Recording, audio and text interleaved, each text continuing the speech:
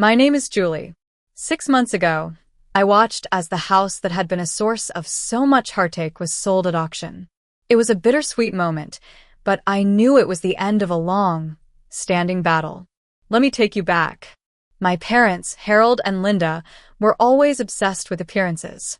Harold fancied himself a business tycoon, constantly chasing the next big deal, while Linda was fixated on luxury and social status.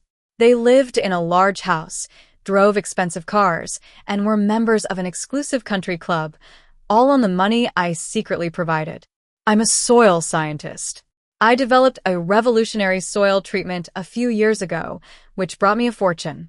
But I've always been a simple person, preferring to keep a low-key lifestyle. My parents, however, never understood my work. They called me Dirt Girl and mocked my career, thinking it was a waste of time. One fateful day, my 8-year-old son, Ethan, had an anaphylactic shock at school. I was trapped in a snowstorm in the mountains, hours away. I called my parents, begging them to drive to the school and authorize the EpiPen that could save Ethan's life. But Harold simply said, "Stop being so dramatic, Julie. We're in the middle of a high-end spa treatment for your sister." He hung up, not even asking if Ethan was okay. I was desperate. I couldn't rely on the police due to the bad weather, so I called a private extraction team. They quoted me a hefty price, but I didn't hesitate. I authorized the payment without a second thought. Saving Ethan was all that mattered. When I finally reached the hospital, Ethan was stable. As I sat by his bedside, my phone buzzed with a bank fraud alert. I had given my parents a family support card for emergencies, but they had used it to pay for their spa treatment while my son was fighting for his life. That was the moment I decided enough was enough.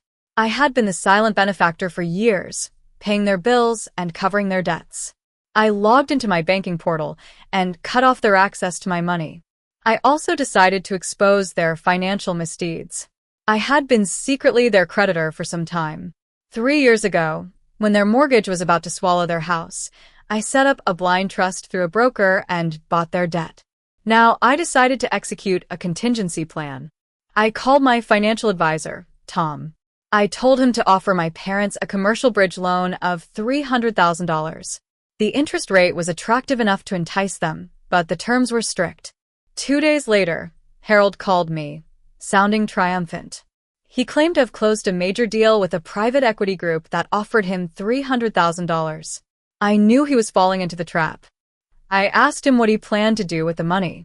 He scoffed at the idea of paying off debts and said he needed to project success. He was going to buy a new luxury car, a Lamborghini. I warned him about the loan terms, but he was arrogant and thought he could outsmart everyone. He admitted to laundering the loan money through a shell company to bypass the contract. He was essentially confessing to federal wire fraud. I waited until I knew he was at the country club. I called Tom to confirm the purchase of the Lamborghini. Once it was confirmed, I told him to execute the confession of judgment. Since Harold had signed as a commercial borrower, he waived his right to a trial. The county clerk stamped the deed, transferring the title of the house to my LLC. A process server was sent to the country club. Harold was showing off his new car to his golf buddies when he was served with an eviction notice. His face turned ashen as he realized he had lost his house. But they didn't go quietly. 3 days later, they sued my LLC, claiming the loan terms were unfair and that they had suffered emotional distress worth $3.5 million. My broker was worried, saying they could drag the case out for years. I'm a scientist, so I decided to verify their claims. I demanded all the receipts for their so-called capital improvements.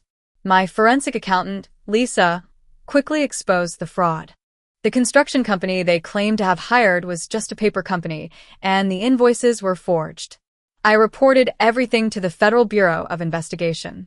Agents raided their house, seized records, froze accounts, and impounded the car. Harold had a massive stroke while arguing with his lawyer. At the hospital, Linda accused me of killing him, but I knew it was his own greed and rage that did it. When the doctor asked for a financial proxy for expensive surgery, they had nothing. They begged me to pay, but I told the doctor I had no obligation. I walked out as Linda screamed behind me, After the house was sold at auction, I used the proceeds to create an agricultural scholarship for first-generation soil science students whose families discouraged them. I cleared the rot from my life so that Ethan could grow in a healthy environment.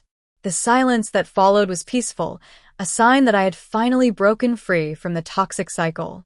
If you've ever had to cut ties with toxic family members to save yourself, know that you're not alone.